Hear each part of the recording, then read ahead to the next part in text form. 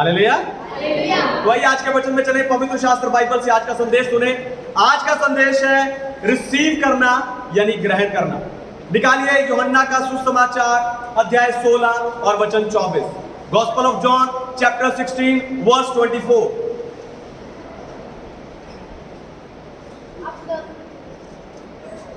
अब तक तुमने मेरे नाम से कुछ नहीं मांगा, मांगो तो पाओगे ताकि तुम्हारा आनंद पूरा हो जाए। हालेलुया। प्रभु यीशु मसीह कह रहे हैं कि अब तक तुमने मेरे नाम से कुछ नहीं मांगा, अगर मांगोगे तो पाओगे यानी रिसीव करोगे। प्रभु यीशु मसीह चाहते हैं कि आप रिसीव करने वाले यानी ग्रहण करने वाले बन जाए।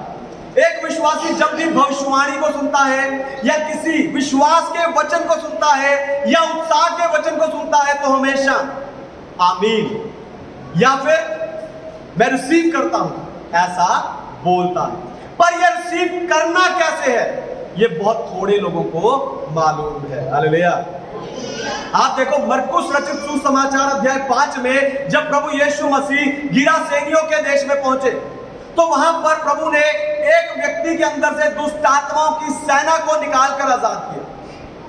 और जितने सुअर नदी में कूदकर आत्महत्या करी थी, जब उनके चरवाहों ने आके देखा कि सुअर यहां मरे पड़े हैं और वो व्यक्ति यीशु मसीह के पांव पर सचेत होकर बैठा है, तो प्रभु वो देखकर उन्होंने वहां से यीशु मसीह को चले जाने के लिए कहा।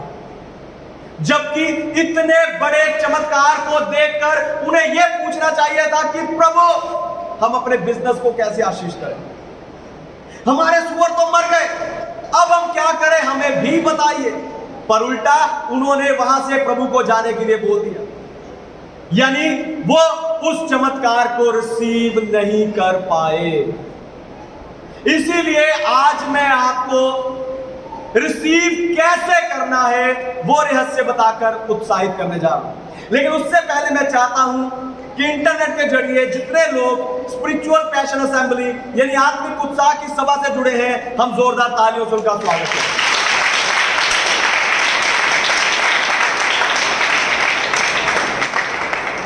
रिसीव करना यानी ग्रहण करना। सबसे पहली बात देने वाले बने। लूका रचित सुसमाचार अध्याय 6 वचन 38। Gospel of Luke chapter 6 verse 38।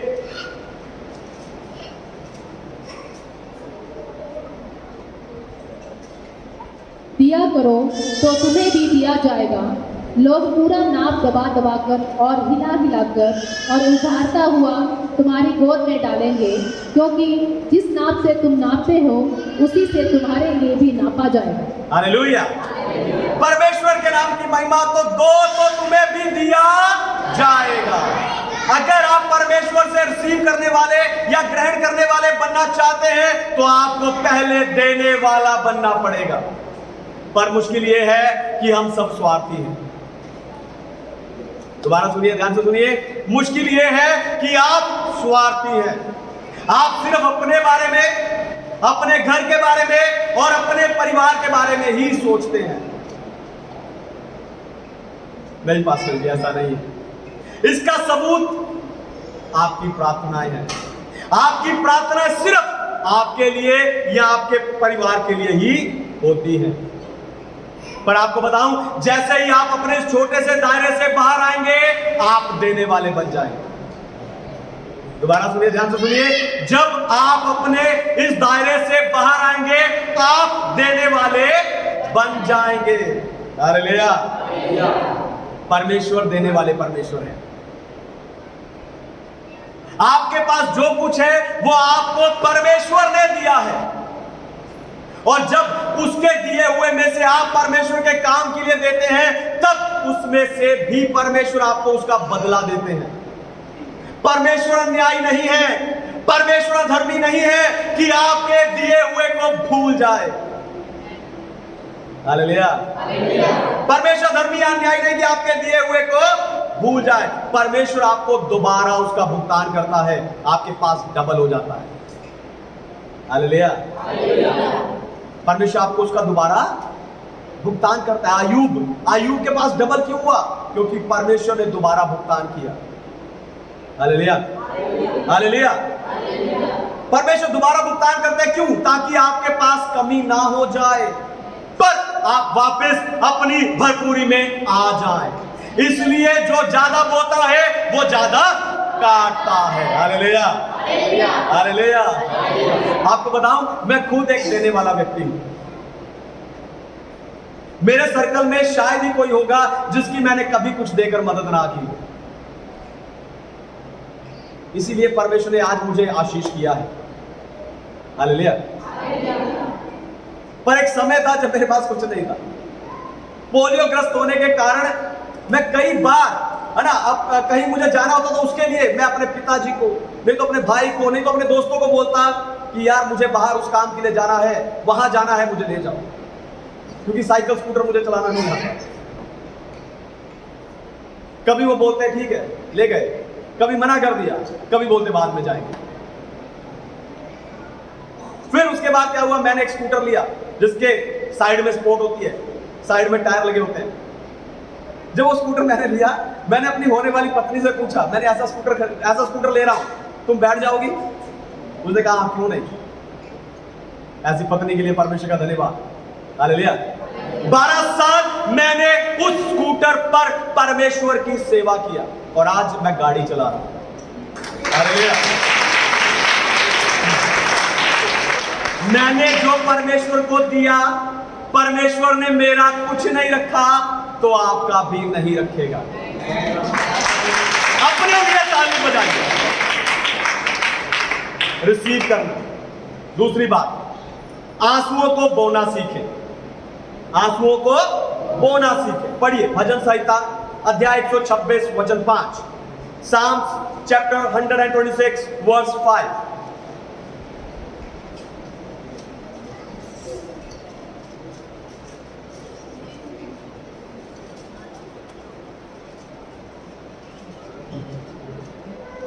भजन 126 वचन 5।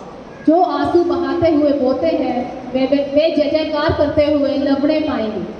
हालेलुया। परमेश्वर के नाम की महिमा हो। तो जब हमारे जीवन में कोई दुख, कोई बीमारी, कोई परेशानी, कोई मुश्किल आती है तो उस समय हम रोते हैं, हम आंसू बहाते हैं। पर बाइबल कह रही है कि आपको आंसू नहीं बहाने, पर आंसुओं को बोना है। परमेश्वर से रिसीव करने का तरीका आंसुओं को बोना है। दोबारा सुनिए, ध्यान से सुनिए। परमेश्वर से रिसीव करने का तरीका आंसुओं को बोना है।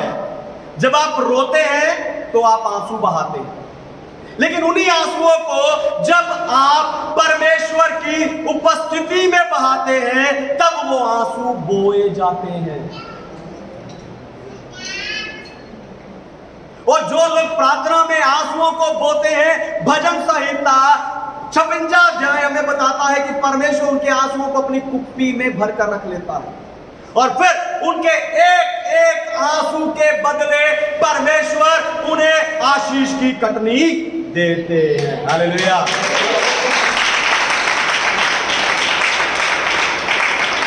आज आप रो रो कर, आंसू बो बो कर चिल्ला रहे हैं, लेकिन कल आप जय जयकार करते हुए चिल्लाएंगे। Hallelujah, hallelujah.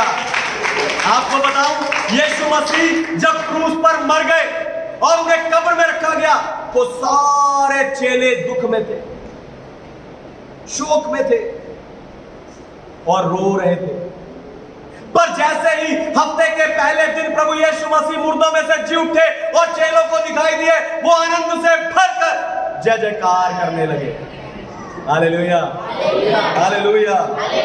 अगर आप भी अपने इन शोक के आंसुओं को, ध्यान से सुनिए, अगर आप भी अपने इन शोक के आंसुओं को बोएंगे तो आप अपनी मरी हुई आशीषों को जीवित होते हुए देखेंगे, क्योंकि जो आंसुओं के साथ होता है जय जयकार करते हुए लबड़े पाता है। तीसरी बात, जो काटना चाहते हैं वही बोए। जो काटना चाहते हैं वही बोए। गलातियों की पत्री अध्याय 6 वचन 7, Epistle of Galatians chapter 6 verse 7।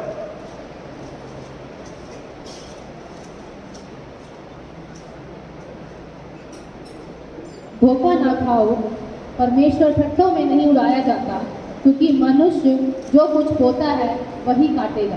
Hallelujah. मनुष्य जो कुछ बोता है वही काटेगा।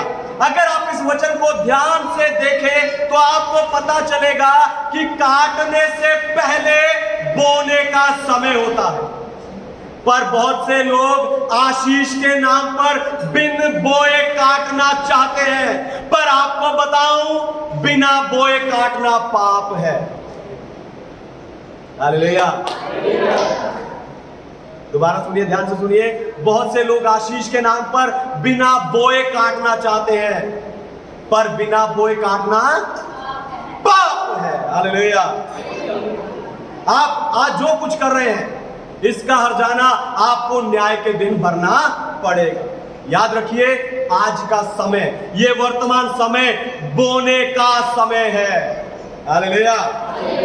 आप आज जो बोएंगे वही आप कल काटेंगे।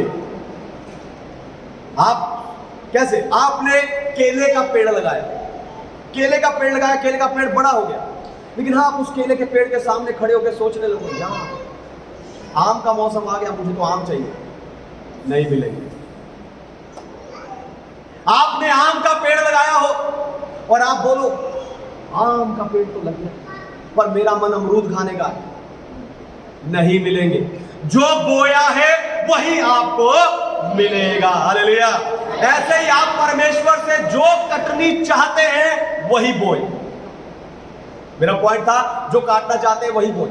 तो आप परमेश्वर से जो कटनी चाहते हैं वही आपको बोना है। अगर आप प्रेम की कटनी चाहते हैं कि सब आपसे प्रेम करें, तो आप प्रेम को बोइए। अगर आप मेल मिलाप की कटनी चाहते हैं तो मेल मिलाप को बोइए। अगर आप धन की कटनी चाहते हैं तो धन को बोइए। बोते जाइए, काटते जाइए, बोते जाइए, काटते जाइए, बोते जाइए, काटते जाइए, फसल आपकी है। हालेलुया। चौथी और आखिरी बात, पाप से दूर रहें। पढ़िए भजन संहिता अध्याय 1 वचन 1, साम्स चैप्टर 1 वर्स 1।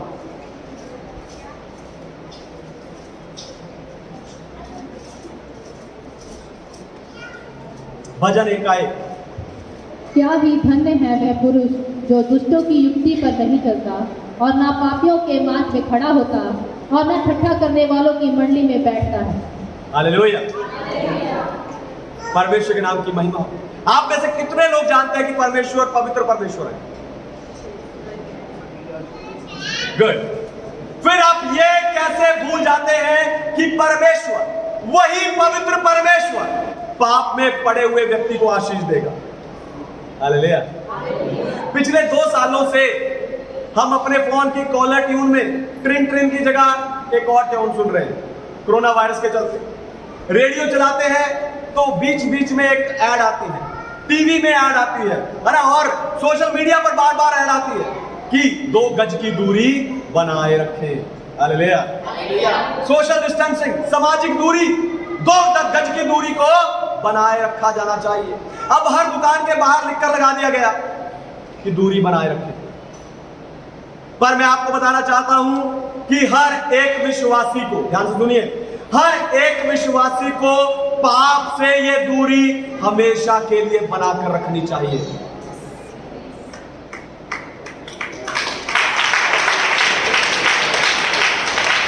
हर एक विश्वासी को ये दूरी पाप से हमेशा के लिए बनाकर रखनी चाहिए। जो नशा करते हैं उनसे 2 गज दूर रहिए, जो चोरी करते हैं उनसे दूर रहिए, जो झूठ बोलते हैं उनसे दूर रहिए, जो जुआ खेलते हैं उनसे दूर रहिए, जो चुगली करते हैं उनसे दूर रहिए। हर एक बुरा काम करने वाले से 2 गज की दूरी बनाकर रखिए। हालेलुया। कुलुस्सियों की पत्री अध्याय 2 वचन 15, वहां लिखा कि प्रभु यीशु मसीह ने क्रूस के ऊपर शैतान का खुल्लम खुल्ला तमाशा बनाया, यानी शैतान को बेनकाब किया, शैतान के कामों को बेनकाब किया।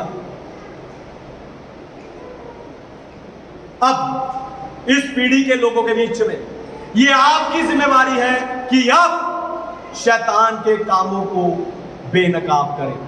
कैसे? आपको दूसरों से अलग रहना, आपको दूसरों से अलग काम करना है, आपको दूसरों से अलग दिखना है। जब आप ऐसा करेंगे, ध्यान से सुनिए, जब आप ऐसा करेंगे उस समय आप भी अपने प्रभु के समान इस पीढ़ी के लोगों के बीच में शैतान को बेनकाब करेंगे, उसके कामों को बेनकाब करेंगे, बेनकाब करेंगे। अपने आप को प्रभु के हाथों में समर्पित